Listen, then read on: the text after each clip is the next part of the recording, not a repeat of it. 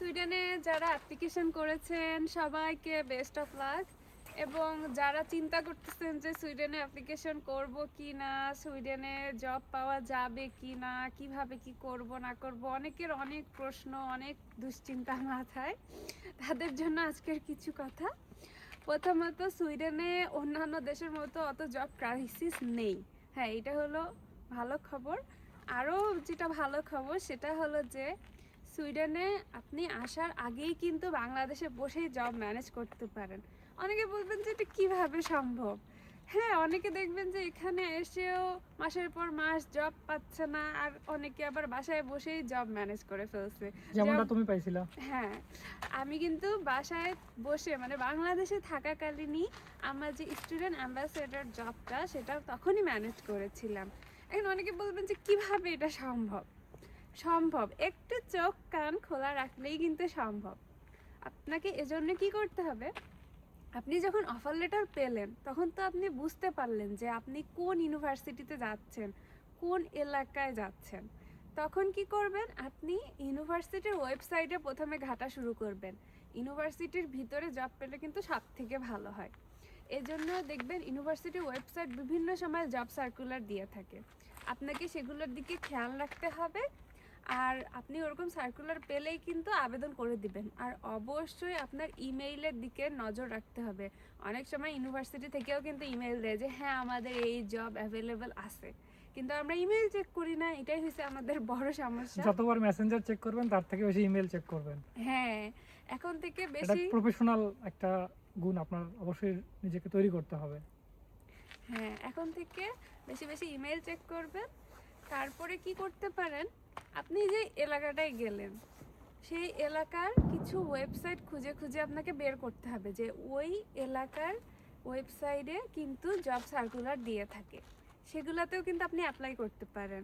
এছাড়াও লিঙ্কডিনেও কিন্তু আপনি জব সার্চ করে বের করতে পারেন। আর আমি বলবো সবথেকে ভালো হয় আপনি যদি স্পাউস সহ করে আসেন। কেন বলতো? রাইট, অবশ্যই। এখানেও আপনারা চিন্তা করেন যারা টিউশন ফি দিয়ে আসবেন, স্কলারশিপ হয়তো বা সবার হবে না, এটাই স্বাভাবিক। আর তাহলে কি স্কলারশিপ ছাড়া আমরা মুভ করবো না আমাদের ফিউচারকে নিয়ে? অবশ্যই করতে হবে। যাদের সাপোর্ট আছে অবশ্যই এই স্টেপটা নেওয়া উচিত। কারণ আজকের থেকে 2 বছর 3 বছর পর আপনি যখন ভাববেন যে আমি এই ডিসিশনটা নিলে হয়তো বা ভালো হইতো আমার লাইফে। কারণ স্পাউস আসা মানে কি, আপনারা এটা হচ্ছে দুইজন একসঙ্গে থাকবেন একটা নতুন জায়গায়। সবচেয়ে বড় হচ্ছে নিজেদেরকে সাপোর্ট আসবে। একাকিত্ববোধ যেটা চলে আসে বা ভালো লাগে না কার সাথে কথা বলবো, এটা তো একটা হেল্প হবেই। প্রথম থেকে মুভমেন্ট করা, আপনার লাগেজ নিয়ে নতুন একটা দেশে আসতেছেন, তারপরে আপনার সব কিছু অ্যারেঞ্জ করা, নতুন একটা দেশে আসে কেনাকাটা, সব কিছু মিলে এভরিথিং একটা ভালো জিনিস। ডিসিশন নিতে দুজন থাকা জরুরি। এরপরে হচ্ছে যেটা হচ্ছে আমরা চিন্তা করি যে আমাদের ওখানে যাওয়ার পর লিভিং এক্সপেন্স আমরা ম্যানেজ করতে পারবো কিনা। অনেক সময় স্টুডেন্টের পক্ষে পড়াশোনার চাপ বেশি হয়ে গেলে নতুন একটা জায়গায় কন্টিনিউয়াস চাকরি করে পড়াশোনা করাটা একটু টাফ হয়ে যায়, শুধু পার্ট টাইমটা করতে পারে ইজিভাবে। তো সেক্ষেত্রে যেটা স্পাউস ফুল টাইম চাকরি করতে পারতেছে, কোনো টাওয়ার লিমিট নাই। আবার এখানে সুবিধা হচ্ছে কি, আপনার 5 দিন হচ্ছে ওয়ার্কিং ডে। আপনি ফুল টাইম চাকরি করবেন যখন 5 দিনের পর আপনি যে 2 দিন এক্সট্রা থাকতেছে আপনাকে সব জায়গায় কিন্তু ছুটি দিবে। এখানে আমাদের দেশের মতো না যে আমার 4টা পর্যন্ত অফিসের পর আমার আরও 1 ঘন্টা কাজ শেষ করে দিয়ে যাইতে হবে, এরকম না। আমি বাংলাদেশে 7 বছর বেশি চাকরি করছি। আমাদের দেশ নিয়ে আমি কথা না বলি, কারণ আমাদের কাজের পেশা অনেক বেশি। তো অফিস যাওয়ার পরেও সব জায়গায় ম্যাক্সিমাম কাজ করা লাগে, আপনি যে লেভেলেই কাজ করেন। তো এরপরে আপনাকে সুবিধা হবে, আপনি যে 2 দিন উইকেন্ড পাচ্ছেন, এই 2 দিন আপনি কিন্তু পার্ট টাইমের জন্য আবার অ্যাপ্লাই করতে পারবেন। যে আপনার স্পাউস আসছেন, আপনার কোনো পড়াশোনার ঝামেলা নেই, কোনো কিছু নাই। তো এই 2 দিন আপনি যদি ঘন্টা প্রতি বিভিন্ন জায়গায় পার্ট টাইম কাজগুলো করেন, এটা থেকে অনেক ভালো একটা আর্নিং চলে আসবে। এবং যখন আপনি স্পাউস সহ আসবেন, আপনার স্পাউস যদি ফুল টাইম কাজ করে, তাহলে আপনার ম্যাক্সিমাম ক্ষেত্রে যদি টিউশন ফি কাভার করার চিন্তা করতে, টিউশন ফিও কাভার হয়। এবং স্টুডেন্ট যদি পার্ট টাইম করে তাহলে আপনার লিভিং এক্সপেন্সও হয়ে যায়। তাহলে কি হলো, প্রথম সেমিস্টারের টাকাটা আপনি যদি নিয়ে আসেন, তাহলে আপনি সেকেন্ড সেমিস্টারের টাকা 2 জন আসলে একসাথে দেওয়া সম্ভব। অনেক ইউনিভার্সিটিতেই দেওয়া সম্ভব। এটা আহামরি কিছু না, এটা মনের ইচ্ছার উপর, এটা হচ্ছে আপনার নিজের যে কমিউনিকেশনের উপর। এখানে চাকরি ম্যানেজ করা সম্পূর্ণ হচ্ছে কমিউনিকেশন, আপনার স্কিল আর কমিউনিকেশন। তো আপনারা ডিসিশন যারা নিতে যাচ্ছেন দ্রুত নিয়ে নেন। জানুয়ারি 15 তারিখ যেহেতু লাস্ট ডেট থাকে, আপনাদের অ্যাপ্লিকেশন প্রসেস আপনারা সবাই জানেন, সেগুলো ফলো করে 15 তারিখের মধ্যেই কভার করেন। এবং আপনাদের যেই ধারণা যে ওখানে চাকরি পাবো কি না, সমস্যা এরকম কোনো সুইডেনে অন্তত নাই। তো আপনাদের জন্য অবশ্যই বেস্ট অফ লাক।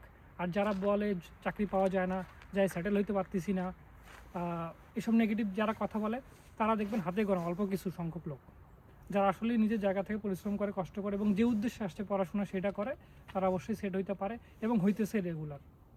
আর আমি কিছু কথা বলতে চাই, সেটা হলো যারা বলে যে এখানে সার্ভাইভ করা কঠিন, দেখবেন যে তারা বেশিরভাগই হয়তো সিঙ্গেল অ্যাপ্লিকেন্ট।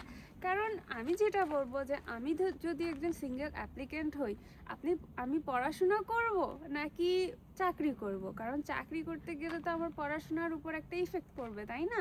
আর সেই ক্ষেত্রে যদি স্পাউস সহ আসি, তাহলে আমি পড়াশোনা করলাম, তারপরে যতটুকু পারলাম একটু কাজ টাজ করলাম, আর আমার স্পাউস যদি ফুল টাইম কাজ করে, তাহলে সেটা আমার ক্ষেত্রে কিন্তু খুবই ভালো হয়। এজন্য আমি বলবো যে যারা আসতে চান স্পাউস নিয়ে আসার কথা চিন্তা করেন।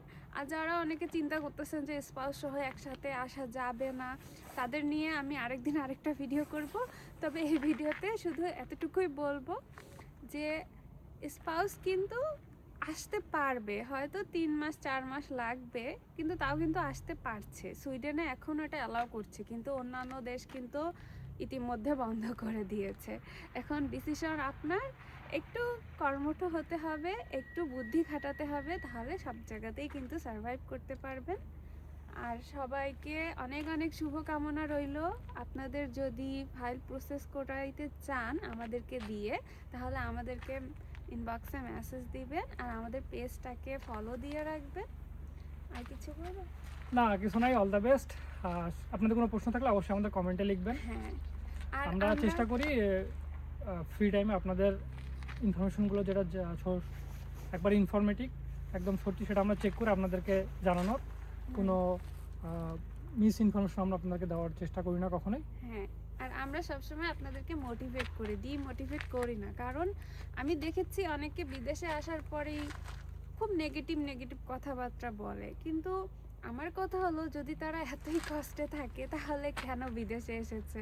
হ্যাঁ, নাকি তারা আবার চিন্তা করতেছে যে তাদের কম্পিটিশন বেড়ে যাবে, এই জন্য আপনাদের আশা থেকে বারণ করে? আমার আসলে জানা নেই। তবে আমি এখানে এসে আল্লাহর রহমে অনেক ভালো আছি। এই জন্য আমি চাইও যে আমার দেশের মানুষ এখানে আসুক। কারণ আমি একটা জিনিস খেয়াল করেছি, এখানে ইন্ডিয়ান কমিউনিটি অনেক বড়, শ্রীলঙ্কান কমিউনিটি, পাকিস্তান কমিউনিটি অনেক বড়, কিন্তু বাংলাদেশ কমিউনিটি কেন জানি অনেক ছোট।